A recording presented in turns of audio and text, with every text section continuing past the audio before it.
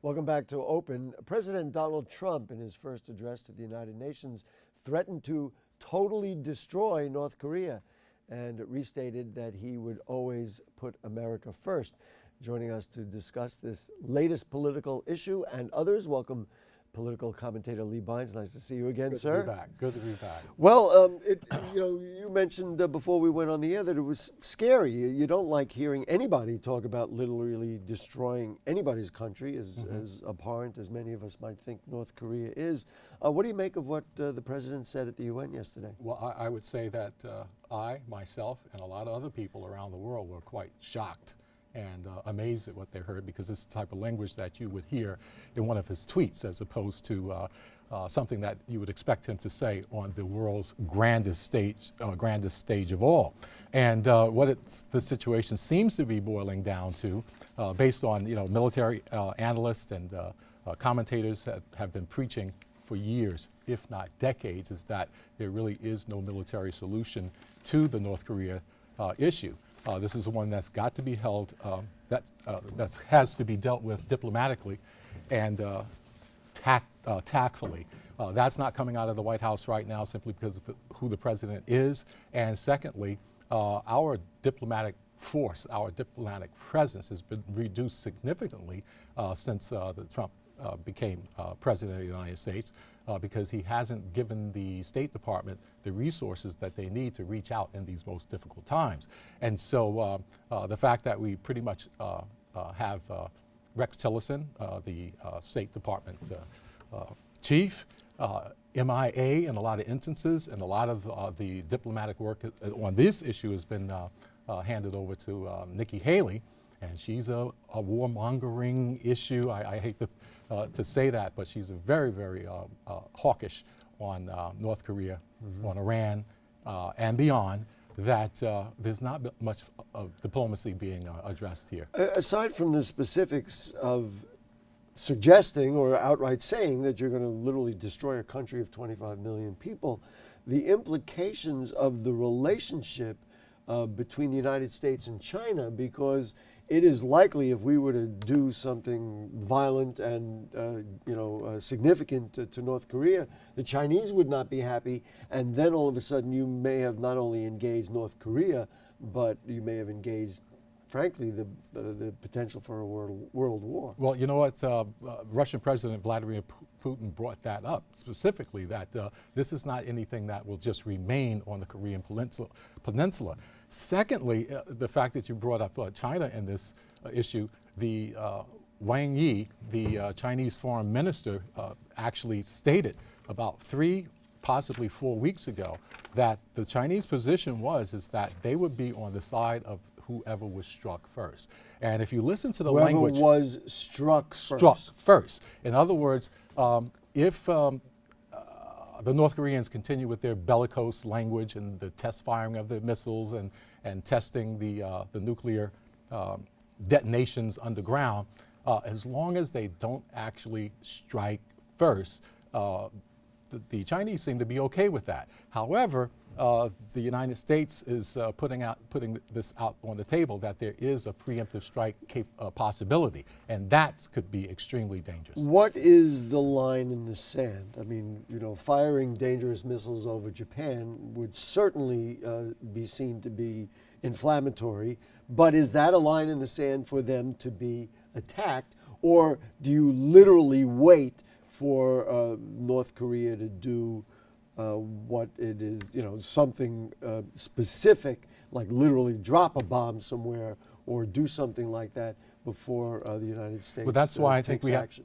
That's why I think we have to focus extremely carefully on the language itself, is because as far as I can see, Donald Trump has already drawn several lines in the sand that has already been crossed. In other words, if the North Koreans continue to launch rockets, they've continued to launch rockets. If North Korea detonates a nuclear bomb underground on their own turf, that's a red line that was not supposed to have been crossed. All of those red lines have been crossed. The bellicose language has not only ceased, but it's actually increased. So I would suspect that as far as the Chinese is concerned, as long as there's no loss of life, they will still support a North Korea existence. By using this kind of language about North Korea, is the president either wittingly or unwittingly raising the profile of Kim Jong-un in his own mind by all of a sudden, gee whiz, I was just kind of playing around by myself. Now all of a sudden I'm like a player on the world stage, and I've even made it so that the U.S. president responded in a very large speech to me, raises his profile in the world stage. Well, if it hasn't raised his profile on the world stage, it's definitely raised his profile and his significance amongst his people. With them seeing their leader, the North Korean people seeing their leader facing the entire world down and literally winning, because up until now, no matter the sanctions that have been levied upon them, have done absolutely nothing. Their economy, I've been looking at their economy. There's a lot of evidence to say that they're actually doing quite well. The North Korean economy has grown by 4% over the last 3 years. You look in the country and you can actually see that there's a lot of construction going on. These are things that are not necessarily. I have to interject. Okay. I mean, you don't know what you're seeing and what the reality is. I mean, if you say, I've been there and you stand on the border of South Korea and the demilitarized zone, you see this beautiful city right on the other side of the mountains. But it's of course a plant city because they have. So I'm not disagreeing, but I'm saying it's very hard to gauge what really is going on over there. But we do have economists that are looking at their situation. Sure, the sanctions have taken somewhat of a toll, but they have not done so to the point where it's going to deter their actions. Another thing with regards to the sanctions is that although these recent ones have been set up by the UN and the UN Security Council, they have yet to go into effect, and we don't know how well all of the players around that are supposed to play a role in these sanctions are actually going to enforce them. It would be nice if you and I could discuss this and solve the problems. But we know that's not going to happen. It hasn't happened in 40 years. But let's just move on to something else. One of the other biggest issues right now on the national stage is the potential repeal again of Obamacare. You don't know any more than I or anybody else knows. Do you think it will happen, I guess, is a hard to answer question. And if it does happen, what is the effect of that on millions, hundreds of tens of millions of Americans? Well, this attempt, as the previous 2 or 3, is being held close to the vest. We have no idea what's going to be in the plan. This is a plan that's going to have to be voted on before September 30th, so it won't have the CBO. The Congressional Budget Office will not have an opportunity to score this bill to tell us exactly how many people are going to lose their coverage. We do understand, and we can say for certain, that any plan that the Republicans do come up with cannot meet what the Obamacare is delivering right now.